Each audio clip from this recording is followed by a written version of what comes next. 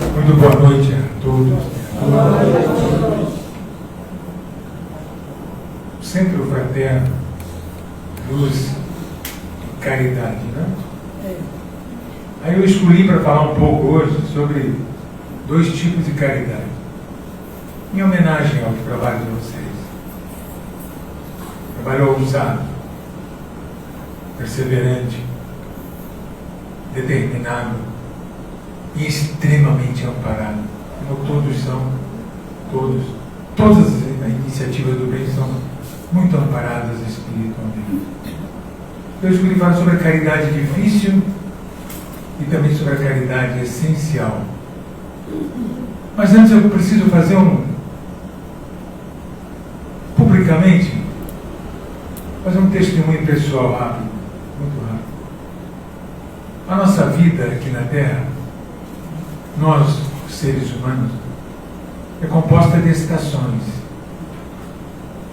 Assim como a natureza tem primavera, verão, outono e inverno, as nossas vidas também têm suas estações.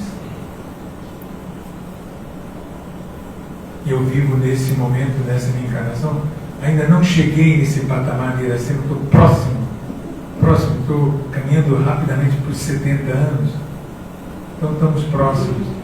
Eu vivo um inverno nesse momento de provação, muito difícil. Eu preciso agradecer aqui, hoje, faço questão, me dei isso muito forte agora, mesmo que alguns achem que não seja o lugar, nem o momento, a presença da minha companheira nessa encarnação. Mais de 40 anos do meu lado, testemunho de muita força, muita dedicação.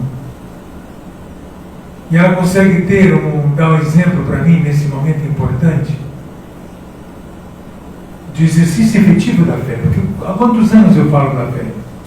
Mais de 40 anos, agora eu preciso exemplificar. Esses são os momentos mais vitais da vida.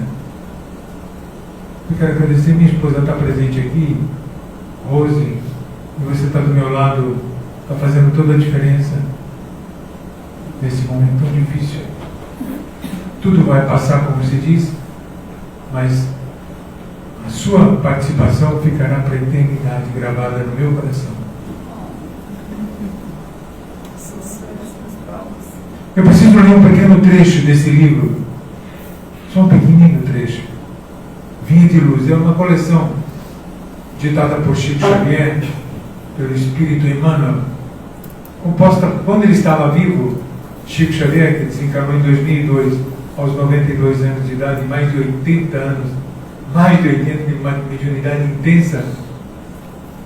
O livro, a coleção tinha 4 linhas. Com o desencarne dele surgiram mais mensagens que estavam arquivadas, passou para cima.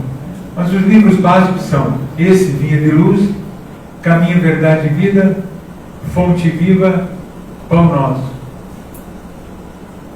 E esse que eu estou lendo, claro, são 4 livros. Cada um deles tem 180 mensagens maravilhosas, tão maravilhosas que eu e Rose, há mais de 40 anos, a gente tem por hábito. É quase que sagrado, porque são raríssimos os dias que isso não acontece. Sempre antes de dormir, a gente faz uma leitura de uma mensagem dessa. Queria gastar menos de um minuto, mas são mensagens riquíssimas, são pérolas que estão aqui.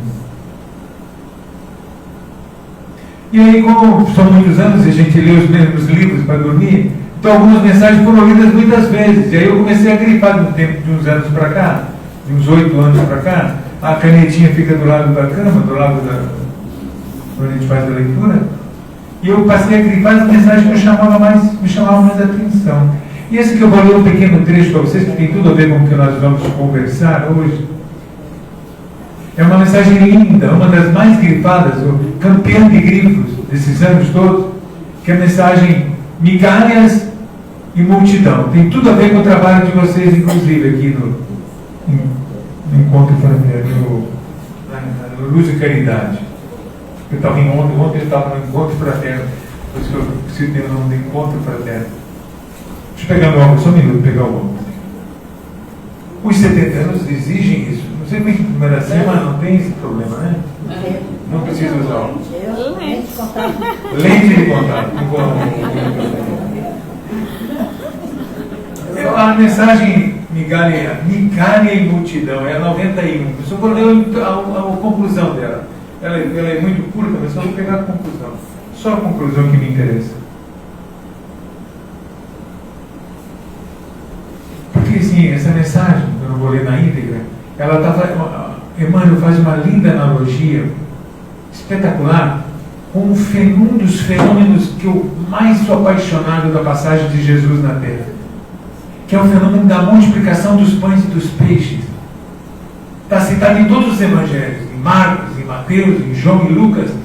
E se alguém ainda tivesse dúvida, será que isso aconteceu mesmo? Será que esse fenômeno, será que isso não é um simbólico? Não é uma coisa só ficção? Aí veio o Espiritismo e confirmou, a doutrina espírita confirma, isso aconteceu mesmo. Está no Evangelho segundo o Espiritismo. Não houve erro de interpretação, falhas de interpretação da Bíblia. Então, Emmanuel aproveita esse momento. Vamos só repetir a história para quem talvez não esteja muito bem lembrado. É rapidinho. Jesus já estava famoso nesse momento. Porque a fama dele naquela época não tinha internet, não tinha televisão, não tinha rádio, mas o boca a boca sempre existiu. Aquela região do Oriente Médio que ele viveu, cidades muito pequenas, em pouco tempo se alastrou, porque ele curava todo dia, ele curava muita gente, curava de doenças gravíssimas, nós sabemos disso.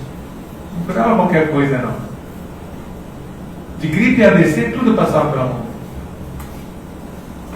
Aí, nesse dia, então, ele resolve fazer uma pregação pública, como era costume. E nesse dia tinha muita gente acompanhando. Na Bíblia, são duas multiplicações que estão citadas nos Evangelhos. Uma reuniu 4.000 pessoas. Olha, 4.000 hoje em dia, alguém pode até dizer, não, pouquinho. Mas naquela época, nós estamos falando de uma época de mais de 2.000 anos, hoje o planeta Terra tem encarnado cerca de 9 bilhões de espíritos encarnados. Mais de 15, 16 bilhões desencarnados. Hoje. Mas naquela época, eu pesquisei na literatura, qual seria mais ou menos a população do mundo na época que Jesus veio viver aqui na Terra? Naquela época, a população do mundo, no máximo, chegava totalmente do planeta a 200 milhões, que é mais ou menos a população só do Brasil hoje. O Brasil tem um pouco mais de 200 milhões, 215, mas caminhando para 220. Então, naquela época, essa era a população do mundo todo, só que naquela região que Jesus vivia, ali no entorno de Jerusalém, cidades pequenas, cidades com 1.000 habitantes, 800 habitantes. Nazaré não tinha nem 500. Mas nesse dia, Jesus então vai pregar, e ele já estava famoso, e muita gente precisando de cura, e então veio uma multidão acompanhou, e era o final da tarde. Aí os apóstolos ficaram preocupados. As pessoas, naquela época não tinha restaurante, não tinha cantina, não tinha lugar para comer. Então, ou as pessoas traziam comida, ou então ficavam com fome. Os apóstolos conversando entre si, não era melhor dispersar a multidão, porque está chegando, está iniciando a noite, as pessoas estão com fome, está tarde, e aí a multidão era formada por gente de idade, por idosos, por crianças com suas mães, era muito diversificado o público. E Jesus percebe aquela certa preocupação dos apóstolos, antes de começar a pregar, e faz uma pergunta, está lá na Bíblia isso. O que nós temos? O que vocês têm? Tem o quê? Nós temos o quê? Porque ele começa assim. Aí o Pedro, que é o apóstolo mais presente nas ações do Cristo, nós temos 2 peixes e 5 pães. Na primeira postura. 2 peixes e 5 pães, dá para alimentar quem? Meia dúzia de apóstolos que estavam junto com Jesus. Era o farnel que eles trouxeram. Aí o que faz Jesus? Jesus pega o cesto, só coloca as suas mãos, como daqui a pouco nós vamos passar por essa experiência maravilhosa do passe, impôs as mãos e disse: deve comer para o povo. Claro que os apóstolos não hesitaram, mas ficaram um pouco preocupados. Imagina, nós estamos com 2 peixinhos e 5 pães, aqui tem 5.000 pessoas com fome. Na hora que começar a dar para os primeiros, vai ser uma confusão isso aqui. Vai ter morte aqui. Começaram a pensar, se preocupar com a segurança, né? Aí qual foi? Mas como é Jesus que está dizendo, E Jesus já tinha feito tanta coisa maravilhosa que nenhum deles podia questionar qualquer nível de poder naquele momento do mestre. E aí todo mundo conhece essa história, né? Não parava de sair comida nunca, deu para alimentar todo mundo. Todo mundo comeu e se fartou a tal ponto que no final, depois que todo mundo comeu, estava satisfeito, Jesus aos apóstolos termina, as duas multiplicações, termina com uma advertência e um pedido. Só aos apóstolos, não ao povo. Ele não fez crítica para o povo. Como em todo lugar, sempre tem gente mal educada. E lá também tinha gente mal educada, como em todo lugar tem. Quando viu fartura, comida demais, desperdiçou, jogou fora. Aí Jesus disse para os apóstolos: recolham as sobras. Só depois disso ele recolheu, está lá, deu para encher mais 2 cestos só das sobras que estavam no chão. Aí Jesus começa a pregar. Então, Emmanuel, nessa lição, eu só vou ler a conclusãozinha na 91, que é migalha e multidão. Emmanuel faz uma analogia dessa passagem de Jesus com a nossa vida permanente aqui na Terra em relação a Jesus. Quem é Jesus? Jesus faz o quê? Jesus tem qual trabalho? O universo todo é dirigido por Deus. Um universo infinito. Trilhões e trilhões de galáxias. Aquelas que já foram conhecidas só pelos telescópios disponíveis na Terra, o Hubble, e agora esqueci o nome do último que substituiu o Hubble, que se aposentou, mas foram fotografadas mais de 100 mil galáxias que antes desses telescópios estarem no espaço, a humanidade nem conhecia. Galáxias com mais de 500 bilhões de estrelas que eram desconhecidas até então. É infinito o universo. Isso é Deus que cuida de tudo. Mas Deus delegou a Jesus, o Espírito irmão nosso, que foi criado como cada um de nós, não tem privilégio nenhum, foi criado simples e ignorante, como diz o livro dos Espíritos, mas é um Espírito bem mais velho do que nós, bem mais antigo. Por quê? Quando a Terra foi gerada, começou a ser formada, e a geologia é perfeita nessa análise, foi pela medição das rochas, foi há 4,5 bilhões de anos que a Terra começou a ser formada, o planeta Terra. Foi nesse momento da história, para nós, nesse tempo para nós humanos, que Jesus recebe de Deus a sua última missão. A última missão, porque ele deve ter recebido várias já. Cuidar da Terra. Cuidar da Terra significa, você vai construir esse planeta. No início foi só trabalho de engenharia, ele com toda a sua equipe, para organizar, para formar esse planeta. E depois que ele tiver formado, isso levou bilhões de anos, aí você vai ter uma humanidade para guiar. E a sua missão só vai terminar na Terra quando essa humanidade toda progredir e evoluir. E a Terra passar para outro patamar, que não é esse que nós estamos ainda, que é um nível muito atrasado ainda, que é planeta de provas e expiações. Então Jesus está cumprindo a sua tarefa e hoje ele guia. Então para nós na Terra, por isso que Jesus não... Alguns dizem: puxa, parece até foi presunção, foi orgulho. Jesus falar: ninguém vai ao Pai se não for por mim. Que coisa ousada! Mas é essa a verdade que ele veio trazer. Para nós na Terra, é Jesus a referência. Deus deu para ele o poder total sobre a Terra. Então, se nós quisermos conversar com Deus, cada um pode, porque Deus está dentro de nós, Deus está em toda parte. Só que Deus para nós ignoramos o que é Deus. Basta ler o livro dos Espíritos. Questão de 1 a 11 de Kardec, as primeiras 11 questões das 1019 fabulosas questões do livro dos Espíritos, esse compêndio extraordinário. As primeiras questões é Kardec investigando com profundidade, querendo receber dos Espíritos a explicação do que é Deus. Explique para nós isso, o que é isso? Como funciona Deus? Na 11ª, que é a questão, quando os Espíritos chegam, depois de 10 questões, querendo se aprofundar, ele já tinha falado de Deus o que era possível. Causa primária de todas as coisas, inteligência suprema, enfim, todas as onisciente, onipresença. Mas chega a um ponto que Kardec insiste: eu quero saber mais. Aí ele diz: tudo que a gente podia dizer está dito. Vocês não têm condições hoje nenhuma de entender Deus. Não tem. Nenhum ser humano tem. Por quê? Porque falta para vocês um sentido. Está na questão 11ª do livro dos Espíritos. Falta um sentido. É como se Iracema desejasse um dia fazer uma palestra sobre as cores. Não, eu quero fazer que alguém venha falar sobre as cores, sobre o verde, sobre o azul, sobre o vermelho, o amarelo. Para qualquer um de nós seria muito fácil falar das cores. Quantos exemplos nós podemos dar sobre as cores? Mas se Iracema chamasse uma pessoa cega de nascença, venha, meu irmão, falar sobre as cores. A pessoa diz, me desculpe, mas é impossível para mim. Eu não sei o que é isso, eu não consigo entender o que vocês falam. Porque a pessoa nasceu cega, porque faltou um sentido para ela. Nós, por termos os sentidos, ficou tudo fácil, claro. Então nós um dia teremos sentidos desenvolvidos que vamos, que nem diz os Espíritos, vamos ver e entender Deus. Mas até lá, nós vemos e entendemos Jesus, e nos basta, porque Jesus, tipo assim, é da terra, Deus diz, Jesus resolve, é dele, deleguei para ele todo o poder.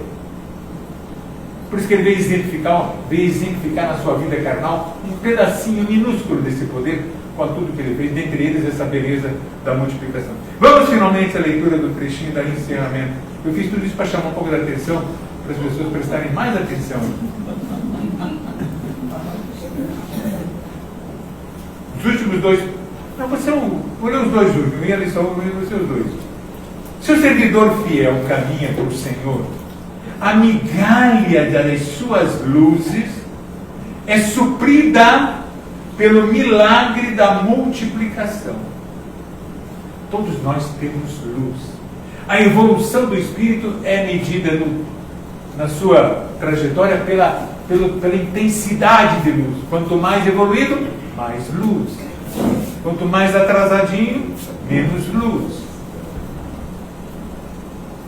Considerando a oferta, Jesus abençoa aquele patrimônio pequenino, permitindo que esse patrimônio possa nutrir verdadeiras multidões de necessitados.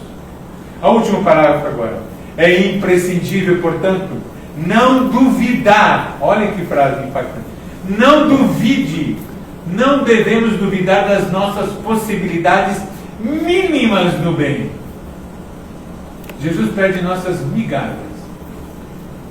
Nossas migalhas de boa vontade, na disposição de servir, quando conduzidas ao Cristo, eu vou explicar daqui a pouco o que é isso, vou repetir só esse início para explicar. Nossas migalhas do bem, nossas migalhas de boa vontade, na disposição de servir, quando conduzidas ao Cristo, valem mais do que toda a multidão de males do mundo.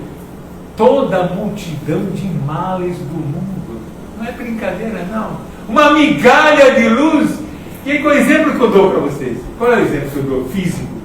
Vamos supor que a gente escurecesse, desligasse as luzes, tampasse todas as frestas e escurecesse. Não tivesse luz nenhuma aqui. Luz artificial, estou falando agora. Nenhuma velinha, nada. Escuridão total. Ninguém enxerga nada. Estávamos aqui. Treva, então. Treva absoluta. Escuridão. Ninguém enxerga nada. Mas de repente alguém resolve acender um palitinho de fósforo no cantinho da sala. No cantinho, lá embaixo, no último degrau. Acaba instantaneamente a treva. Não tem mais treva com um pingo de luz. Agora esse mundo de trevas não é capaz de apagar o pingo de luz, não tem força cósmica para isso. A força, porque a força cósmica da luz é força de Deus, que é do bem. A força da treva, que existe e aqui na Terra predomina ainda, por isso o mundo de provas e expiações, é da ignorância. Não vou nem falar do mal, é da ignorância. Joana de Ângeles, no livro Mestre de Amor, tem um capítulo dela, capítulo 6, dedicado ao que ela chama de caridade difícil. E quem estuda o capítulo, que eu não vou ler, não vou tecer maiores comentários, mas o capítulo dela todo fala de vários tipos de caridade, todos são válidos, todas as caridades que a gente faz no mundo são válidas. Mas ela daí se prende nessa que ela chamou de caridade difícil, que é a caridade de um bom médium. O que é um bom médium, hein? Enquanto eu falo aqui, pense nisso. O que é um bom médium? Porque médiums todos nós somos. Livro dos Médiuns, Livro dos Espíritos, Evangelho segundo o Espiritismo, a codificação toda a reforma. Kardec, todos somos médios. Por quê? Porque existe um tipo de mediunidade que está presente fortemente em todos nós. Alguns ignoram, mas está presente, que é a intuição. Como os espíritos estão o tempo todo do nosso lado, interagindo conosco o tempo todo. Questão 459 do Livro dos Espíritos, questão fenomenal. Questão 459 diz a seguinte pergunta: Kardec faz: os espíritos, ele fala dos desencarnados, influenciam as nossas ações e os nossos pensamentos? Na tradução de Herculano Pires, eu conheço 6 traduções do Livro dos Espíritos, do francês para o português, e em todas elas essa resposta está diferente em uma palavrinha, mas sem perder o sentido. Todos, porque o que é tradução do francês para o inglês, para o português? Alguém troca uma palavra por outra, só isso. Bobagem, mas o sentido é o mesmo. Na tradução que eu mais gosto, que é de Herculano Pires, que conhecia profundamente o Espiritismo, conhecia profundamente o francês e conhecia profundamente a nossa língua portuguesa, brasileiro, português brasileiro, ele respondeu o seguinte, tradução de Kardec: os espíritos influenciam a nós. O espírito superior tem uma característica, todos eles falam pouco e dizem tudo, diferente de nós humanos, que geralmente falamos muito e não dizemos quase nada. São objetivos, não perdem tempo com bobagem, não gastam palavras à toa. Então, na resposta dessa resposta é a seguinte: muito mais do que supões, muito frequentemente, eles quem? Os espíritos desencarnados vos dirigem. Isso é fenomenal. Então, daqui a pouco nós vamos ter o trabalho do passe magnífico, uma ação espiritual direta. Só que essa ação espiritual direta acontece o tempo todo. E somos nós que temos o livre-arbítrio, a liberdade total de escolher quem serão as nossas companhias espirituais diariamente. Desde o momento que acordamos de manhã, até o momento que deitamos o corpo de noite, para o corpo descansar, porque o espírito não precisa descansar, muito pelo contrário, o espírito não dorme nunca, só dorme se ele quiser. Mas quando o espírito sai da noite, então nós temos várias atividades, sempre, e todas elas acompanhadas de espíritos, e somos nós que escolhemos quem serão as nossas companhias. Se serão espíritos perturbados, doentes, ignorantes, precisando de ajuda, precisando de cura, precisando de tudo, ou se serão espíritos bondosos, inteligentes, caridosos, espíritos pacientes, espíritos inteligentes. Nós é que escolhemos qual é a companhia que será a nossa feita a cada dia. Agora, aqui, enquanto estamos aqui nessa reunião, e em todas elas, dessa casa, Centro Fraterno Luz e Caridade, diante do trabalho do bem que vocês fazem aqui, exemplar, permanentemente, ousado, a ousadia do bem, que é elogiada por Kardec, por pelos Espíritos, na questão 932 do Livro dos Espíritos. Então eu posso dizer. E vou agora fazer o seguinte. Só um último trechinho agora de outra mensagem. A mensagem número 110, que é caridade essencial. Porque o que vocês fazem aqui, isso aí, olha que coisa linda. Porque o centro já tem isso. Centro Fraterno é Luz e Caridade, mas tudo isso que Iracema falou, nosso irmão, eu esqueci o nome, Bruno falou do curso muito bem, falou daquela experiência maravilhosa que você contou aquele caso, a pessoa praticamente estava indo para o crime e surgiu. Os espíritos participam de tudo, então se alguém tem dúvida disso, pelo amor de Deus, não tenha mais dúvida.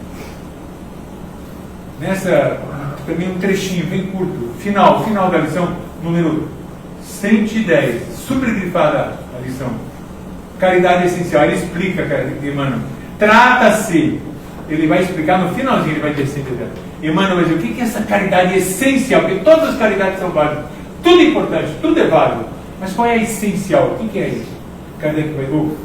Emmanuel vai dizer, trata-se da caridade de pensar, de falar e de agir segundo os ensinamentos do Divino Mestre. É a caridade de vivermos verdadeiramente nele, para que Ele viva também em nós. Sem essa caridade, olha a conclusão agora. A conclusão é fortíssima, viu? Cuidado para quem tem problema com o coração. Eu sugiro que medite e respire fundo para aguentar essa conclusão. Muito dura, duríssima, estilo Emmanuel.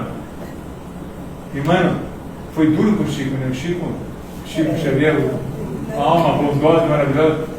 Quem não assistiu o filme da vida dele, aliás, quem não assistiu também o Predestinado, só o filme do Chico Xavier, está lindíssimo, está no YouTube, é o filme é maravilhoso o filme dele, mas também o Predestinado, que é o filme sobre Zé Arigó, magnífico, mediunidade que curou mais de 1 milhão de pessoas, um homem com um simples canivetezinho, segundo alguns enferrujado, tirava até tumores de cérebro, resolvia catarata, resolvia tudo. 1 milhão de pessoas foram curadas totalmente gratuita, só com a operação da mediunidade, que segundo o Joana de Anjos, é a caridade difícil do bom médico que eu falei aquela hora que eu queria que pensasse sobre isso.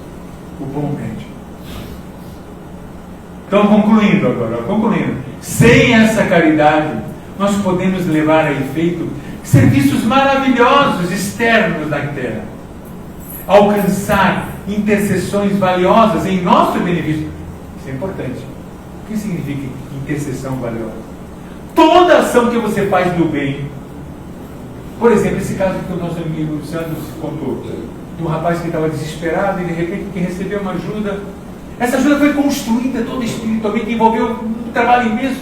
Agora, aqueles que no finalzinho fizeram a caridade de materializar a ajuda, serão reconhecidos por quem? Não pelo espírito que foi ajudado, ele talvez não esteja nem entender o que aconteceu, mas por seus amigos que trabalharam. E é uma caridade eterna daí, gratidão eterna. Você fez uma migalhazinha de nada e conquistou amigos para sempre. Concluindo aqui agora, vamos concluir. Faremos e daremos então intercessões valiosas e faremos obras notáveis de pedra, mas, olha a conclusão agora, conclusão fortíssima. Mas dentro de nós mesmos, nos instantes de supremo testemunho na fé, é como eu estou vivendo a experiência agora, eu estou tendo um dos exemplos de estou tendo que viver testemunho de fé, tem que confiar. Minha esposa me lembra disso todo dia, não está fácil.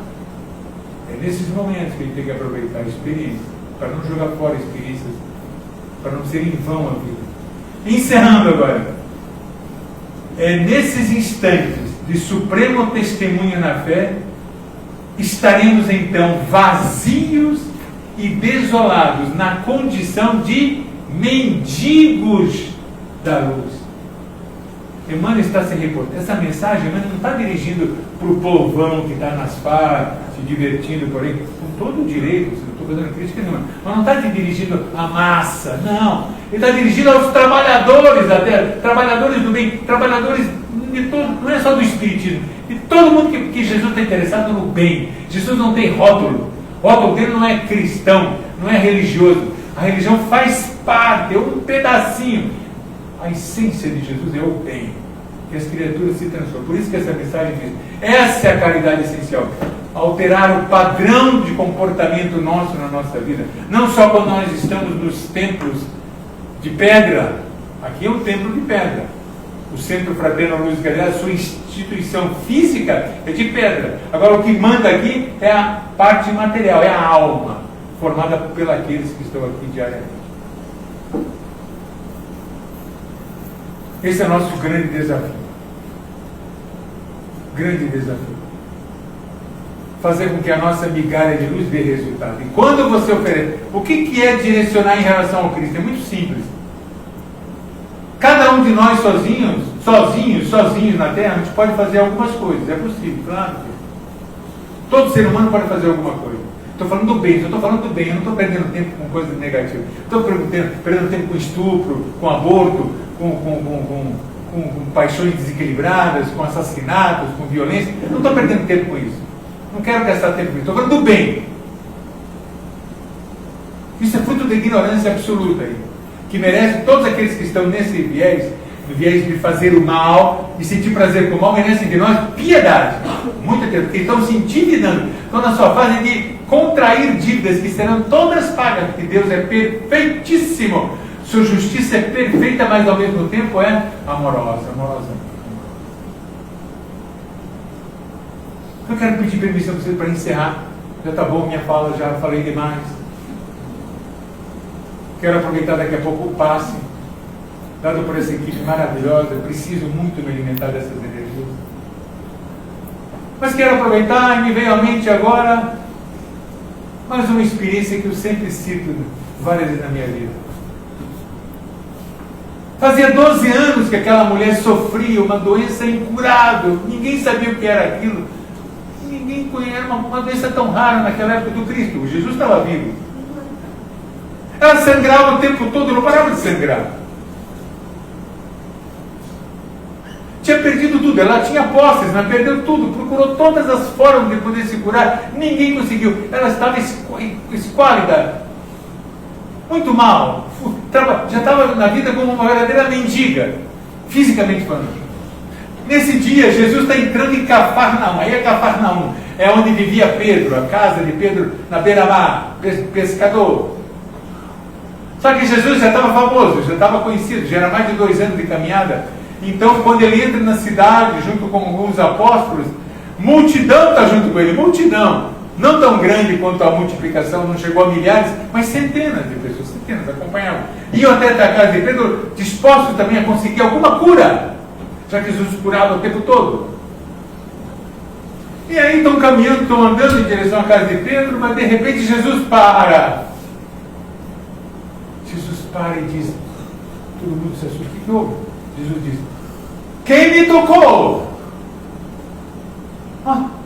Quem me tocou? Pedro, que estava muito próximo dele, sempre esteve, é o apóstolo mais presente nas suas caminhadas. Pedro diz para Jesus, mestre, eu não entendo. Como que ele tocou? Muitos estão lhe tocando o tempo todo. Multidão está aqui conosco. Aí Jesus continua, isso está nos evangelhos, isso é da Bíblia. Saíram de mim virtudes.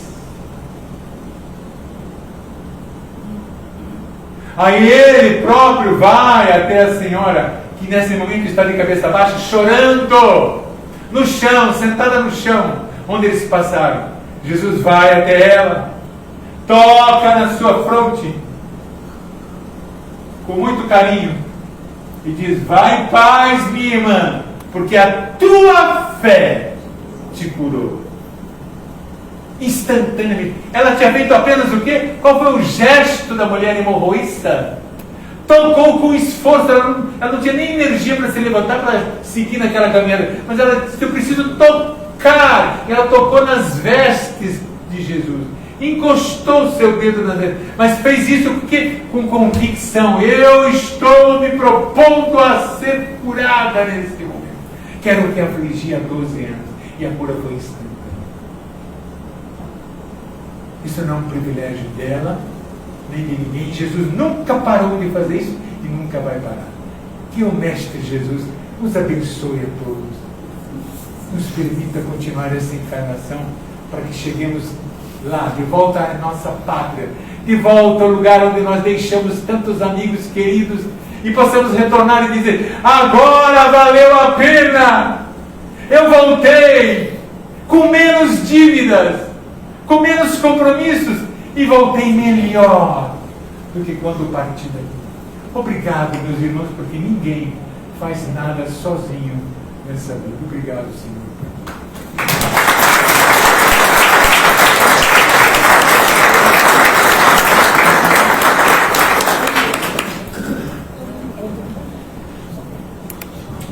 Meus irmãos, depois de uma pregação dessa, até eu estou aqui, rezando aqui, Senhor, essa última aí de abraçar nosso ente querido foi demais. Agora, deixar um pouquinho para depois, né?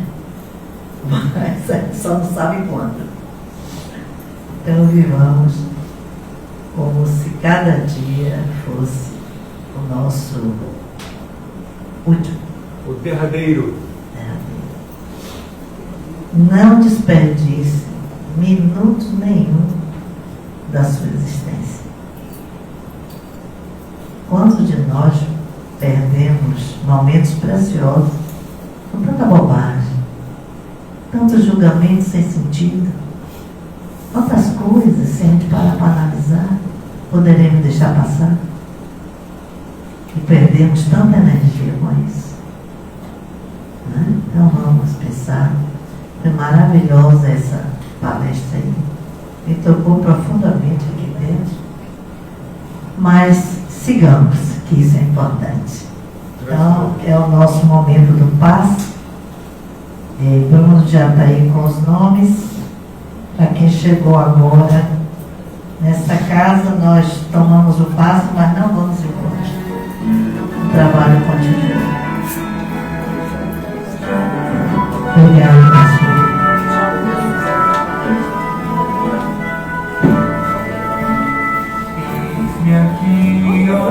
Eis-me aqui, ó Deus. Eis-me aqui, ó Deus. Nos despedimos do pessoal do Instagram neste momento. As pessoas